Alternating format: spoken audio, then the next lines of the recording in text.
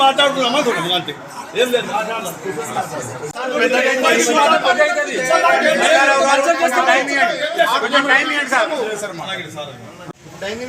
Time ఇచ్చినాకనే మీరు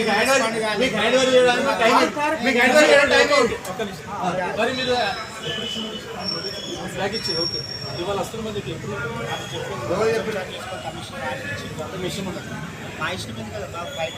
ఎంత easy ఉంది నోటీస్ రిప్లై ఇవ్వాలి కదా మరి అదెందుకు మాట్లాడుతున్నారు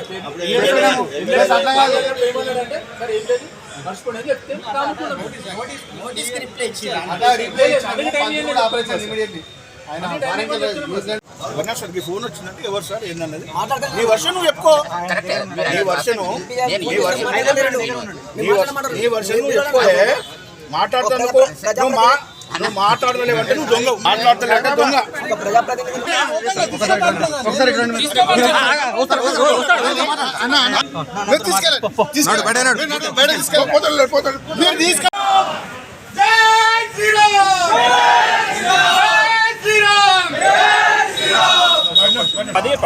కమిషనర్ ఆర్డర్ ఇచ్చి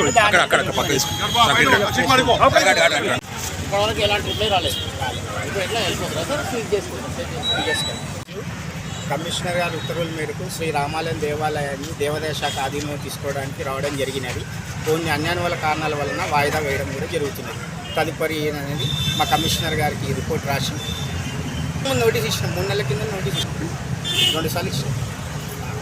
ఇవ్వలే రిప్లై ఇవ్వలేనందుకే అజూమ్ ట్రాక్ చేసుకోవడానికి కమిషనర్ ఆర్డర్ ఇచ్చి దాన్ని టేక్అవుట్ చేసుకోవడం అని వస్తేనే కొంచెం అన్యాయ కారణాల వలన తీసుకోలేకపోతున్నాం. తదుపరి నిర్ణయిస్తాం. రంగారావు ఇన్స్పెక్టర్. ఈరోజు రామాలయంలో అనుకోకుండా దొంగలు లెక్క వచ్చి తాళాలు వేసుకుంటాం చేస్తామని మన హిందూ ధర్మానికి ఒక పెద్ద కుట్ర చేయడంలో భాగంగా ఎండోమెంట్ ఆఫీసర్ రంగారావు గారు కుట్ర వన్నిండ్రు. దానికి మేము తీవ్రంగా ఖండిస్తూ ఏ గుడిలో వేణుగోపాల స్వామి గుడి అయింది ఏమి ఇంకో ఎండోమెంట్ గుడి అయింది ఏ రకమైన డెవలప్మెంట్ జరిగింది. రామాలయంలో మనం పొద్దున సుప్రభాత సేవ నుంచి సాయంత్రం పవలింపు సేవ వరకు ఎంత బ్రహ్మాండ కార్యక్రమాలు జరుగుతాయో మెదక్లో నడిపడున్నది కాబట్టి ప్రజలందరికీ తెలుసు. ప్రతి ఒక్క ప్రజలు ఆధ్యాత్మిక చింతన ఉన్న మెదక్ ప్రజలందరూ వచ్చి రామాలయంలో ఈ రామాలయం ఇంత పెద్ద డెవలప్ అయింది. ఎండోమెంట్ చేయడం వల్ల ఇంకా వేరే గుళ్ళు అన్ని ఎలా అయితే నాశనం అవుతుందో రామాలయం కూడా నాశనం కావడానికి ఒక పెద్ద కుట్ర జరుగుతుంది. దీన్ని పూర్తిగా మేము తీవ్రంగా ఖండిస్తూ మా వాళ్ళందరూ మన భక్తులు కానీ మన సీనన్న కానీ అందరూ వచ్చి దాన్ని ఖండించి తీవ్రంగా అలా నిలగొట్టేయడం జరిగింది. దీనికి చాలా సంతోషపడుతున్నాను. ఇలాంటి తప్పులు మళ్ళీ ఎండోమెంట్ కనుక పునరావృతం జరిగితే మేము అమర నిరాహార దీక్ష కానీ బంధుకు కానీ ప్రాణత్యాగానికి కానీ సిద్ధంగా ఉన్నాం. మేము ఎట్టి పరిస్థితుల్లో ఎండోమెంట్ ఇవ్వడానికి సిద్ధంగా లేము. రామాలయం డెవలప్మెంట్కు రామాలయం యొక్క ప్రజలు ప్రతి ఒక్కరు ₹1 చందాతో గుడి ఒకటి డెవలప్ అయింది. ఇది ఎండోమెంట్ కానీ గవర్నమెంట్ కానీ ఎలాంటి సహకారం చేయలేదు. రామాలయం పూజలు కానీ రామాలయం యొక్క ఏవైతే ఆధ్యాత్మిక కార్యక్రమాలు జరిగినాయో అవన్నీ పూర్తిగా రామాలయం ప్రజలకే రామాలయంలోని మెదక్ పట్టణ ప్రజలకు పూర్తిగా చెందుతుంది. దీన్ని ఎవరైనా ఆక్రమించడానికి సిద్ధంగా చేస్తే మాత్రం ఖబర్దార్ అని ఈ పత్రికా సోదరులు కూడా చెప్తున్నాను. జై శ్రీరామ్. నోటీస్ ఇవ్వడం జరిగింది. అది గోడ కష్టపెట్టారు. తర్వాత మధ్యలో వ్యవసాయం జరిగింది. దానికి టైం తీసుకోమని చెప్పినాము. మా పంతులు గారు కొంచెం అందరూ అనారోగ్యంగా బాధపడుతుంటే దానికి టైం ఇవ్వమని చెప్తే అన్యాయంగా వచ్చి అసలు వితౌట్ ఇంటిమేషన్తో వచ్చేసి దొంగ లెక్క తాళం వేసుకుందామని తాళాలు తీసుకున్నారు. మేము ఒక్కసారి నిడ్డూరపోయినాం. మాకు అసలు దొంగల మీరు ప్రభుత్వ ఉద్యోగుల అర్థం కాలేదు నాకు. ఇది ఎండోమెంట్ అంటే ఏంది మరి? దేవాలయాన్ని కాపాడతారా దేవాలయాన్ని నాశనం చేస్తారో నాకు అర్థం కాకుండా ఒక్కసారి విడ్డూరం జరిగింది. మన మెదక్ ప్రజలందరూ వచ్చారు. దీన్ని సహకారం తెలిపి బయటకు వెళ్ళగొట్టడం జరిగింది. ఆయన మా మీదకి జబర్దస్త్ చేయడం వల్ల మా పెద్దలు వచ్చి వాళ్ళు అడ్డుకున్నారు దాన్ని. జై శ్రీరామ్.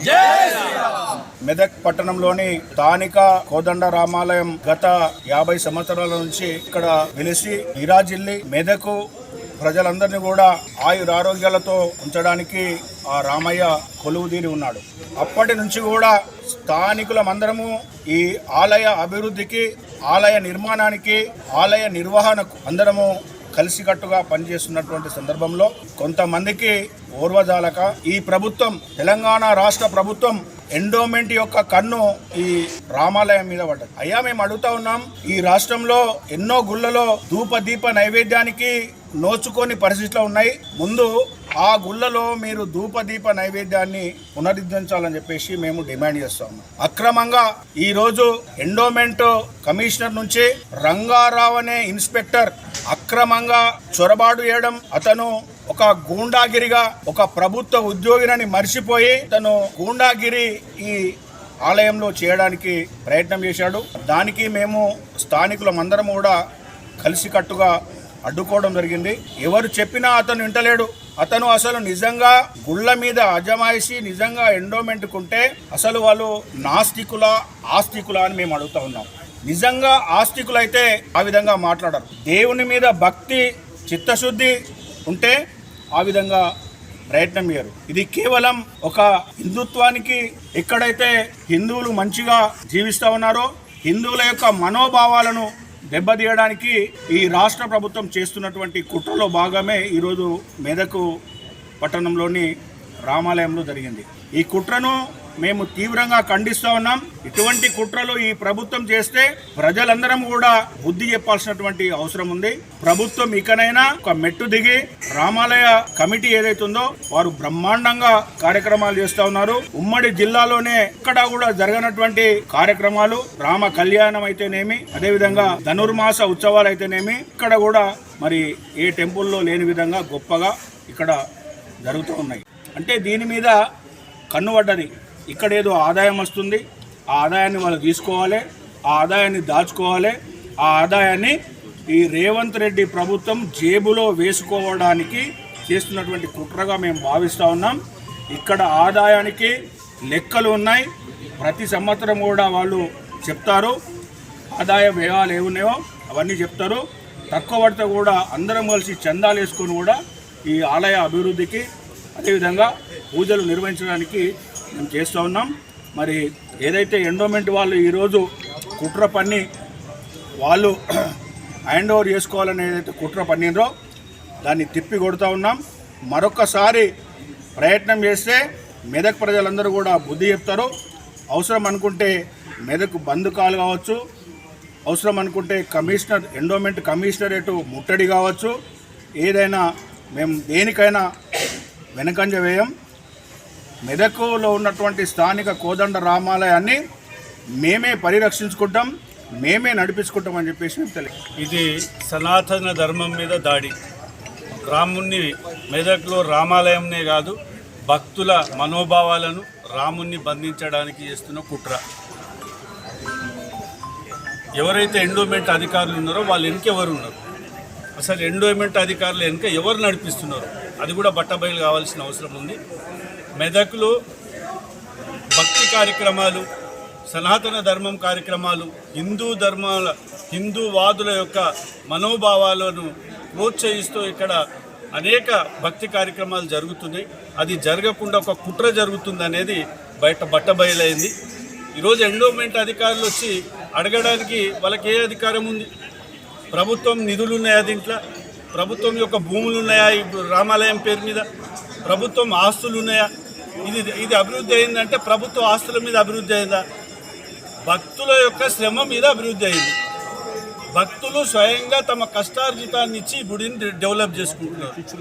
అటువంటిది దాని మీద వాళ్ళు లెక్కలు అడిగే అధికారం వారికి ఎవరిచ్చారు?